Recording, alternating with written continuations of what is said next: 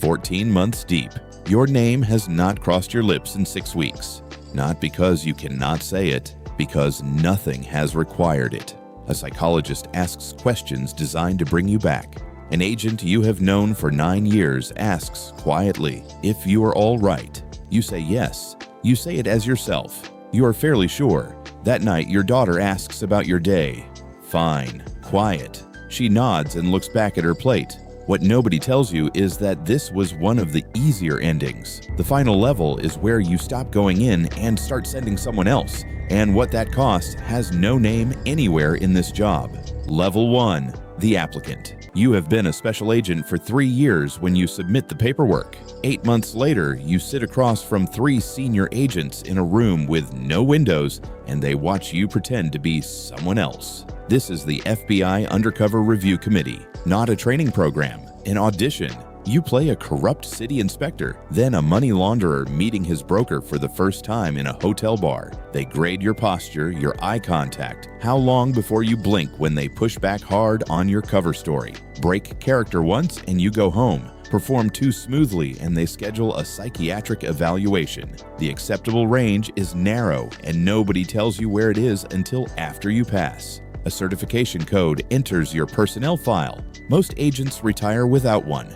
You do not announce it. 3 days later, your supervisor hands you your first pretext call. You dial a number. A recording device the size of a pen cap captures everything. No warrant, no judge required. Assigned authorization and a cover identity are enough. The target talks freely. They always do when they believe they know who they are talking to. You transcribe every word into an FD 1023 form and file it within 24 hours. You drive home that evening. Your wife asks about your day. You answer. 3 sentences in before you notice you are still using the cadence of the name that is not yours. Level 2. The operative. Your first light cover assignment is a white-collar fraud case. 6 months in Tyson's Corner, meeting a target twice a week at a restaurant off Route 7. You order the same thing every time.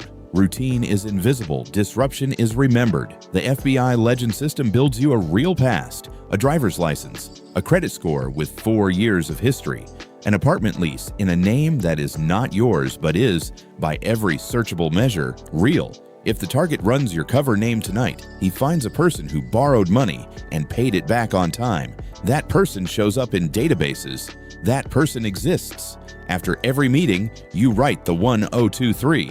What he said, what you said, where you sat, what he ordered.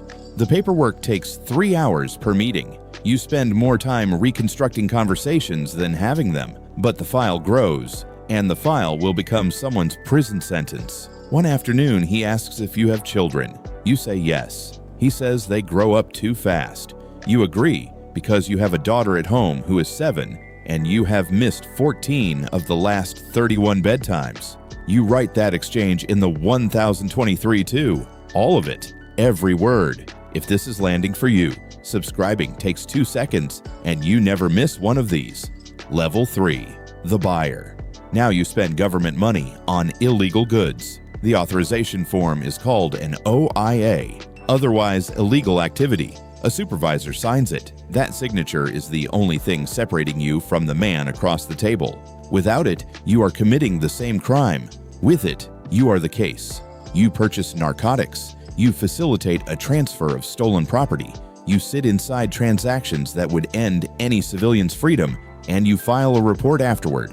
The controlled buy fund moves with minimal outside audit. You request an amount. It arrives in a sealed envelope. You spend it. The target counts it, satisfied, and does not know where it came from.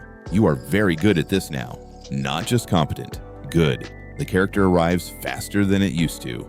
That is the part nobody prepared you for. Level 4. The infiltrator. 7 months inside a trafficking network. Your cover name is on a lease, a phone plan, a gym membership in Falls Church. You have used it so many times it arrives in your mouth before your actual name does. One night, your cover car breaks down on Route 695 outside Baltimore. A man from the network, one of 3 you are building a federal case against, stops. He calls his cousin. His cousin drives 40 minutes. The three of you stand on the shoulder for an hour talking about nothing, and the man from the network thinks your situation is genuinely funny. You find it genuinely funny. You write it in the 1023 the next morning.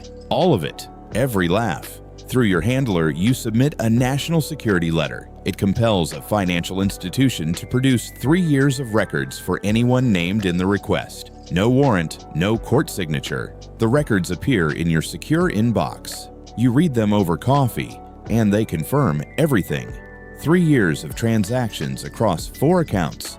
You read them the way you would read a news summary. Just Tuesday. You can trace every dollar a man has touched for 36 months with a single letter. You cannot stop him from being decent to you on the side of a highway at midnight. What comes next is the part almost no one sees from the inside. Level 5, the ghost. 14 months deep. You have not used your real name in a conversation in 6 weeks. Not because you cannot, because no moment has required it. The operation closes on a Thursday. A debrief room for 5 hours. A psychologist asks questions designed to reorient you to your actual identity. An agent you have known for 9 years looks at you from across the table and asks quietly if you are all right. You say yes. You say it as yourself. You are fairly sure. That night, you eat dinner at home. Your daughter asks about your day. You say fine, quiet. She nods and looks back at her plate. 14 months. Fine, quiet. Level 6. The handler. Your name is the signature at the bottom of the OIA now. You sign the authorization. You send someone else into the room where you used to sit. You watch the audio feed from a van 3 blocks away. You cannot move unless something breaks. You write the report after. You file the paperwork. You are the structure holding someone inside a role you built 17 years of career on, and you know exactly what they feel in that room right now, which does not help them and does not help you. It is simply what you carry now. Every day. Forward. Somewhere in a field office waiting room, a 29-year-old fills out a UCE application on a government form. He does not know what an FD 1023 looks like. He does not know what a pretext call sounds like from the inside. He does not know what it costs to type the sentence.